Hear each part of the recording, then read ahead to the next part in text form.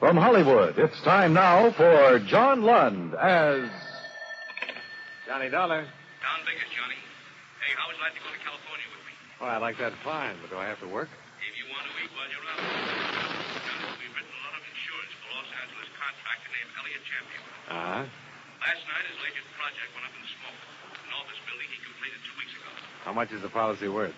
Damages over $500,000. I talked with our arson inspector long distance. He had some interesting things to say. Like what? The file looks phony. I'll pack my things.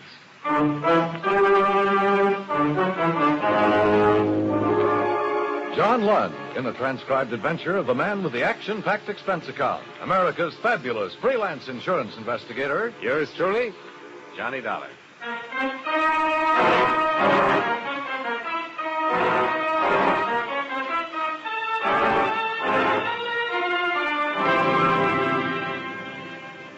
Expense account submitted by Special Investigator Johnny Dollar to Home Office, Great Eastern Fire and Casualty, New York City. The following is an accounting of expenditures during my investigation of the Elliott Champion matter. Expense account item 1, $38.87, train fare and incidentals between Hartford and New York, where I met Agent Don Vickers and we made arrangements to fly to California. Item 2, $28 even, one raincoat. Item 3, $199.15, transportation New York to Los Angeles. En route, Vickers filled me in on the details concerning Mr. Elliott Champion. I met him once, Johnny, when he was in New York last time. Uh-huh. Vickers, I said to myself, look well on this man. He may be the last of his kind. How's that, Don?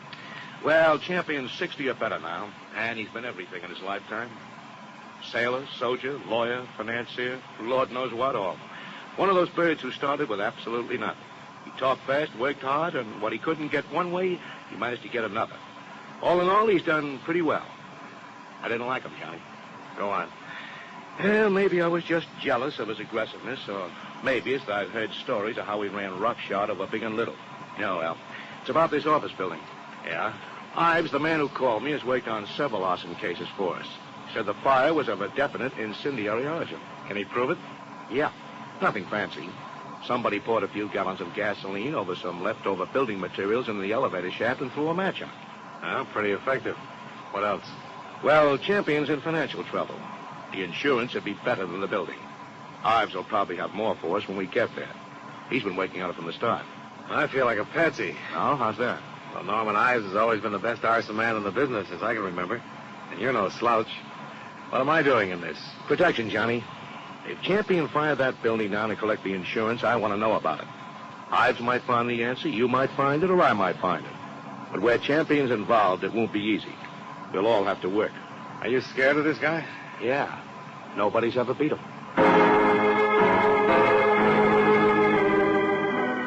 Expense account item 4, $7.50. Incidentals upon arrival. Vickers and I checked into the New Statler Hotel, grabbed a few hours' sleep, and the next morning drove out to the scene of the fire with Norman Ives, the arson expert.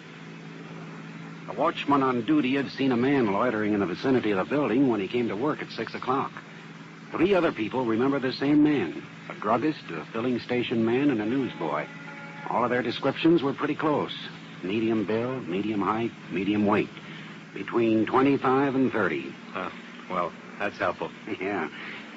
Now, the druggist and the man who ran the filling station could only supply the description, but the newsboy swears he saw this man sneak around the side of the building around 8 o'clock.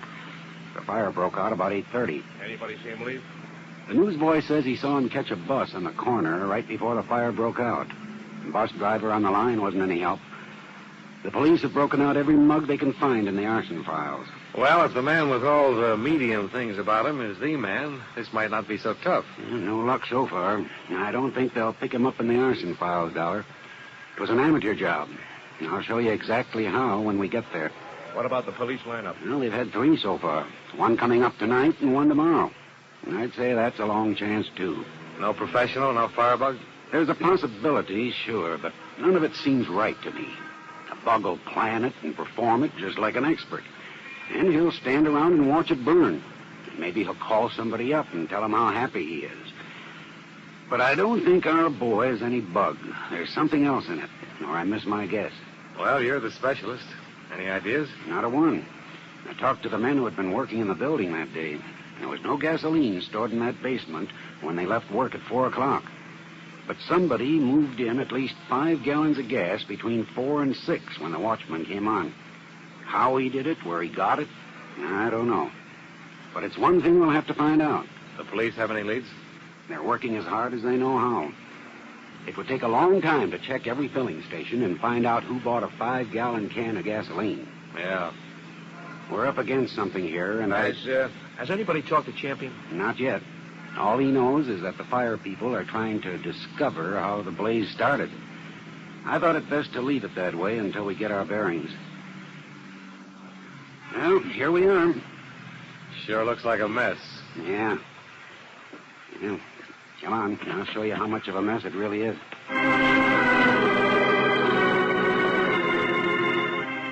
We spent the rest of the day covering the ruins of the 10-story office building that had been gutted by flames 2 days before. Ives acquainted us with all of the necessary details on exactly how the fire had been started. That night, we sat in on the lineup at the police station while the 4 witnesses looked at some 60-odd suspects. There were no identifications. The next day, while Vickers and Ives worked with the police, I went out to Elliott Champion's real estate office in Glendale.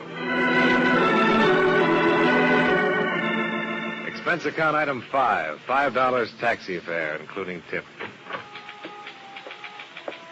Remember that old saw about how a woman in love is always beautiful?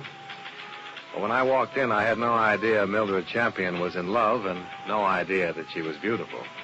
Her sallow face, without makeup, framed in a wisp of never-set blonde hair, wasn't flattered by the shapeless black dress and low-heeled shoes that she was wearing. Certainly not the going idea of beauty. Nor did her conversation reveal anything to indicate love. Yes, may I help you? Mr. Elliott Champion, please. My name is Dollar. Dollar? D-O-L-L-A-R? He's not expecting me. Your business, Mr. Dollar? Great Eastern Fidelity. It's about the fire. Oh, just a moment, please. Well, what is it, Mildred? Mr. Dollar is here, Uncle Elliott. I don't want to see anybody today. I told you that, you idiot. He's from the insurance company. It's about the fire. Oh. Now, send him in. You're going out to lunch. Yes, sir. All right, Mr. Dollar, straight ahead. He always like that? He's nice today. I see. Thanks, Mildred. Well, that's your name, isn't it? Oh, yes. Oh, straight ahead. Dollar, Yes, Mr. Champion. come on in. I'm not going to ask you to sit down. I know why you're here. You have insurance investigator written all over you. Well, in that case, we can get right down to business, Mr. Champion. We certainly can.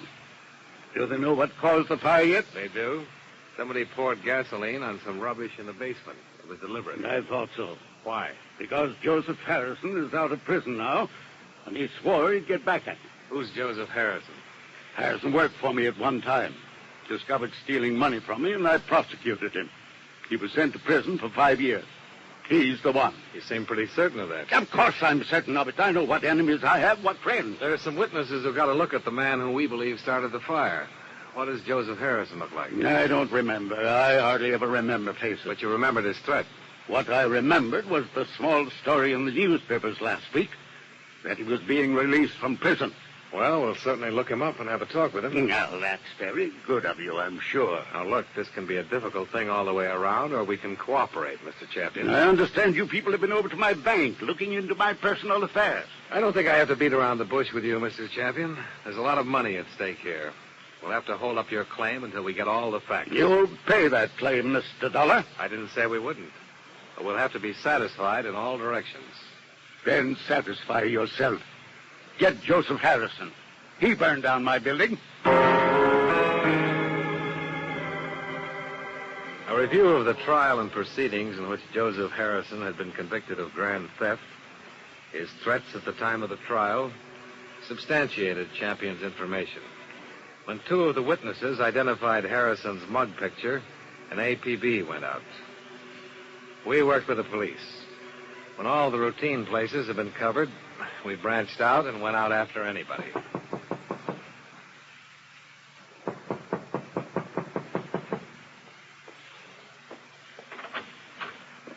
for you? My name's Dollar. Are you Mr. Angle? That's right. Insurance investigator, Mr. Angle. Trying to locate a former client of yours, Joseph Harrison. Oh, my goodness. I defended Joe over 6 years ago. You come in. I always fix my own dinner. Poached egg and half. Ulcers. Name's Dollar. Yeah?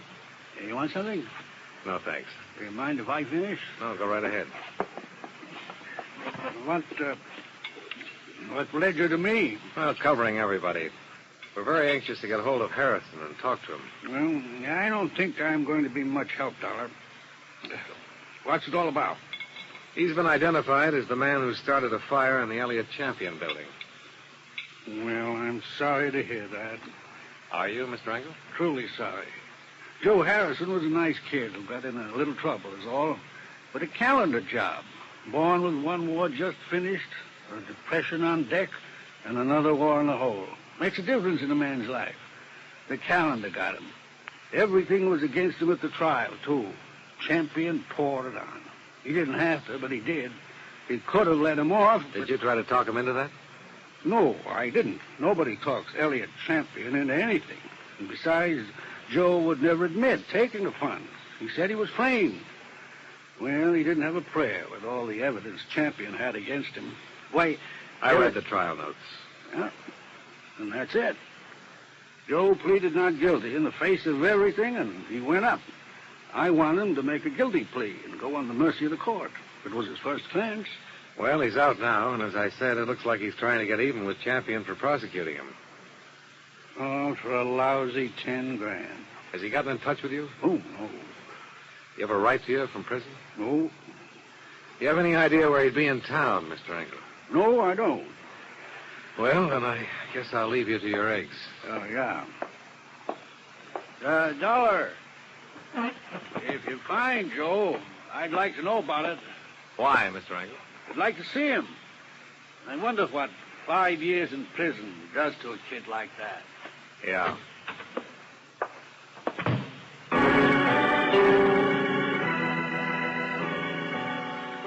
At 5 o'clock that afternoon, it seemed we had run down every possible lead trying to find Joseph Harrison.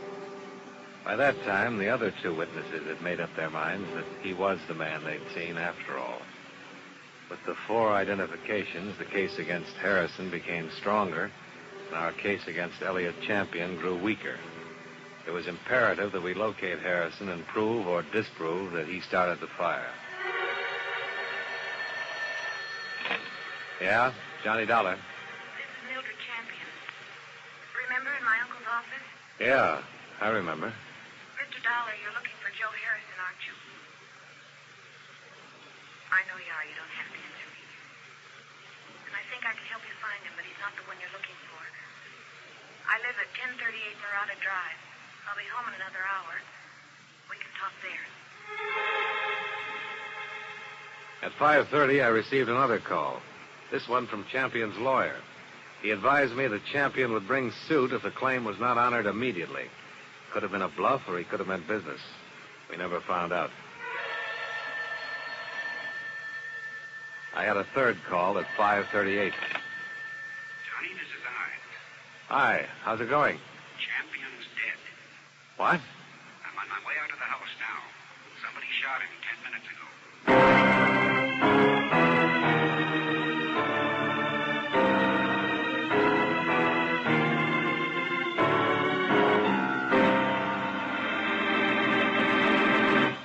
We'll return to yours truly, Johnny Dollar, in just a moment.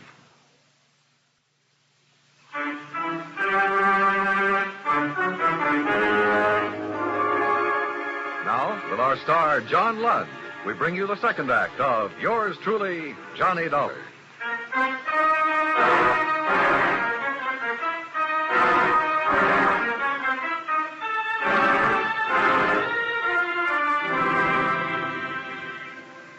Apparently, Elliott Champion had died as swiftly as he had lived. A .38 slug had entered the very center of his forehead. There was no weapon lying about. There were no witnesses in the remote hilly section of Glendale where he lived to give any information concerning the crime. The police were more anxious than ever to find Joseph Harrison. Their reasoning was that if he'd burned down a $250,000 building to get back at Elliott Champion, he also might shoot him. The arson case had turned into a murder case. When Don Vickers joined Ives and me at the scene, things were still pretty much up in the air.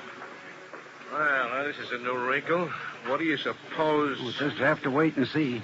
Yeah, I thought I was getting somewhere. You find something? I don't know. Take a look at this. Huh? Here. Mildred Champion married Harrison a month before he was convicted. Well, Alfie... Me, too. Were they separated? Only by the prison term. No record of any divorce or annulment proceedings. Well, what do you make of it, Johnny? I don't know what to make of it. She called me earlier and said she had some information for me. I was on my way there when this happened. You didn't talk to her? No. She's his only living relative. And now she can't be found. Found at her place, anyhow. Funny, huh? It wasn't funny at all. From the 2 times I'd spoken to her and the 1 time I'd seen her, I'd gathered a pretty definite impression of Mildred Champion. But apparently, it had been all wrong.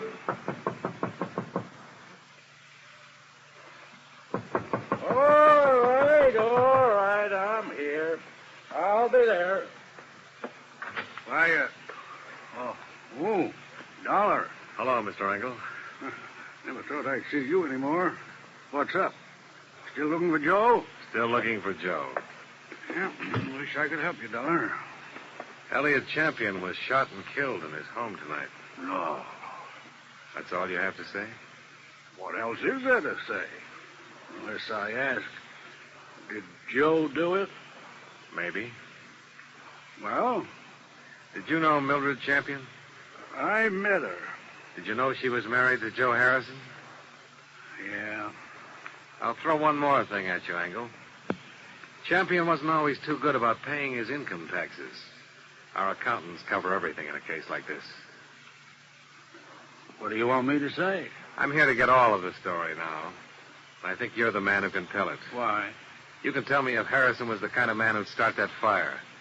You can tell me if he really was an embezzler. You can tell me if you think he'd kill Champion. I can't tell you anything, Dollar. All I have is my opinion. Well, I'd like your opinion. I really would, Engel. There's something about her being married to Harrison, isn't there? Yeah? A wife can't testify against her husband. Everyone else in Champion's office testified against him. I see. Now, the opinion. Come on, Engel. No, you're right, Dollar. I've got ideas, and all of them make me sick inside. Joe Harrison stood there and told me he was innocent. He said it 1,000,000 times if he said it once. And he told me he thought Champion was framing him. For the income tax shortages? Well, that's just surmise, Dollar. He was a green kid who was hired into the company by Champion. He might have been hired to be framed on a phony embezzling charge that'd give Champion a good excuse on his taxes for a while. I've been fooled a lot of times. Were you fooled with him? I don't know. I wish I could have gotten him off. I tried, Dollar. Believe me, I tried. You say he's out getting even. He's burned down a building and maybe murdered a man. Joe was a nice boy, Dollar. But now his whole life's gone. And for what? I hope you don't find him. I hope nobody ever finds him.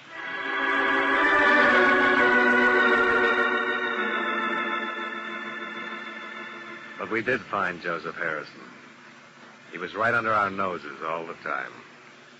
When I called back at the hotel, there was a message for me to get down to the county hospital. Ives was waiting for me there. We both stood and looked at Joseph Harrison in the morgue. It's a funny thing, Johnny. There's been an alarm out on this guy for 6 hours. Everybody's been looking everywhere for him, and he turns up right here, only he's dead. What killed him? TV. Just got the whole story. He had it awful bad up at San Quentin. Wanted out awful bad. In the sick ward his last 2 years. When his time was up last week, he made him release him. But he wound up here. Died in this hospital. Just a kid, huh? Yeah.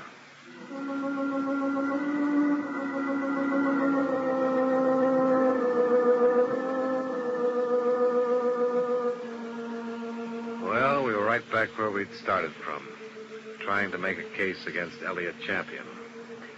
Except now it was trying to make a case against the estate of Elliott Champion.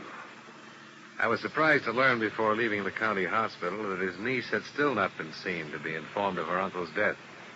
I was even more surprised when Don Vickers reported from police headquarters. Johnny, this case is breaking. What? A guy who runs a gas station on San Fernando Road sold a woman a 5-gallon tin of gasoline last Monday. Mildred Champion? Well, it sure sounds like her. Tall, rangy, about 30. The car description checks out, too. She could be the one who did the job on the building easy enough. Yeah.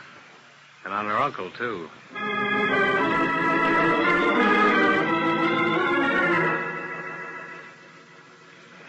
Again? Yeah, come on. And close that and lock it. It's awful late for this. I know. Now what? We found Joe. He's dead. Oh, no. Oh, yes. And he didn't do any of the things we thought he might have done. I'm here to find out what you might have done. Oh, I don't get you. Engel, I don't know how to figure you. I haven't been able to since we met. Well, now, it doesn't make any difference what I think of you. But it makes a difference how you answer this question. A lot of difference to you. Well, what, Dollar? Did you help Champion frame Joe Harrison? No. I told you I defended him. I tried my best to get him off. That's the truth? I'm an honest man, if not a successful one. I told you the truth. Well, if you did, you're not in any trouble. If you didn't, you might get killed. What? You might anyhow. I don't know what you're talking about. Ask who it is. Yeah. Who is it? Mildred Champion, Mr. Engel. Tell her just a minute. Just a minute, Miss Champion. Okay. Get over there. Go on. Get down. All right.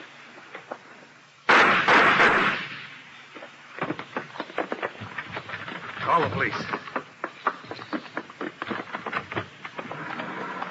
Hold it up, Mildred! Hold it up!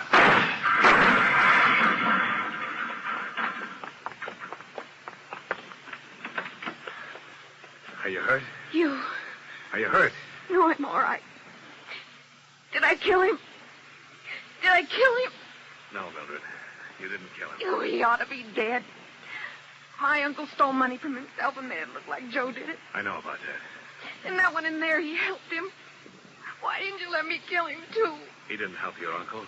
He tried to help Joe. When I went over to see Joe last month in the prison hospital, I knew he was dying. He had that look in his eyes. Helpless. And he knew what my uncle had done to him, and he couldn't do anything about it. But you figured you could. You killed your uncle when you found out Joe died. You came here to kill Engel. I thought he helped him do it. I thought he helped kill Joe. They did kill him, you know. When they sent him to prison as surely as if they'd shot him down. 5 years I waited for him to get out of that awful place. I waited to hold him in my arms and tell him it was all over. 5 years I waited to help him forget his hate and my hate. Loving him so much every day. And now he's dead. What can you or I or anybody do about what they've done to him? Look at me, Mr. Dollar. I'm not what you'd call beautiful. I'm not even pretty. Nobody ever looked at me twice until Joe. He looked at me and he loved me, and now he's dead, and I'm dead inside. I'm dead inside, and I'll be glad when I'm dead outside.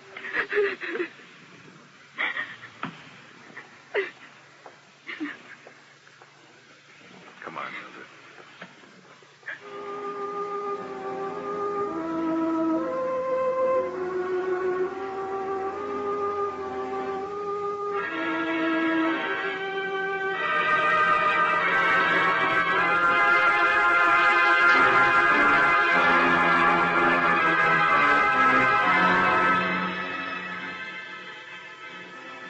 Expense account item 6. Same as item 3. Transportation back to New York. Item 7, same as item 1. Transportation New York to Hartford. Item 8, $85 miscellaneous. Expense account total, $516.54. Comments. Item 8 you can take away if you want to. It's a legitimate miscellaneous that I pampered myself with. I wanted to forget Mildred Champion talking about her lover. Yours truly, Johnny Dollar.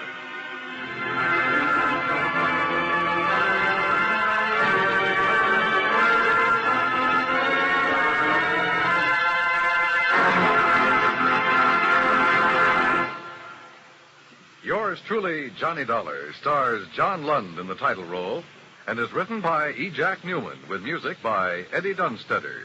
Featured in tonight's cast were Eddie Marr, Joe Duvall, Joyce McCluskey, Francis X. Bushman, and Herb Butterfield.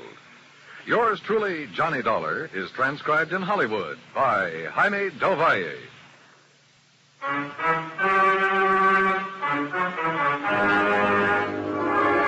This is Dan Coverly, inviting you to join us next week at this time when John Lund returns as... Yours truly, Johnny Dollar.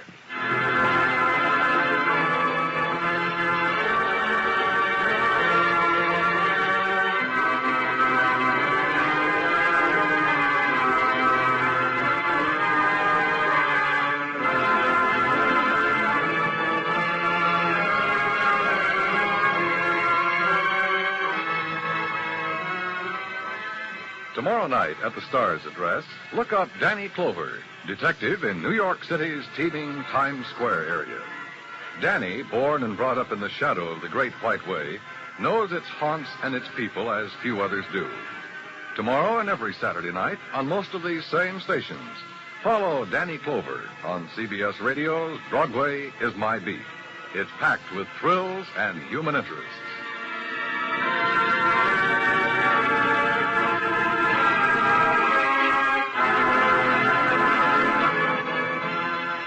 Is your soldier boy coming home on furlough? You'll be glad to know Traveler's Aid is standing by to help him get home safe and sound. In bus, train, and airplane terminals, Traveler's Aid workers are constantly helping men and women in uniform, mothers with small children, all kinds of people. Traveler's Aid is really hometown insurance for people on the move. If you miss connections, get stranded in a strange town, or misplace directions, you can count on Traveler's Aid to help. Remember, your community chest gift supports Traveler's Aid and 159 other services. So give now to your community chest and give generously. And remember, America now listens to 105 million radio sets and listens most to the CBS Radio Network.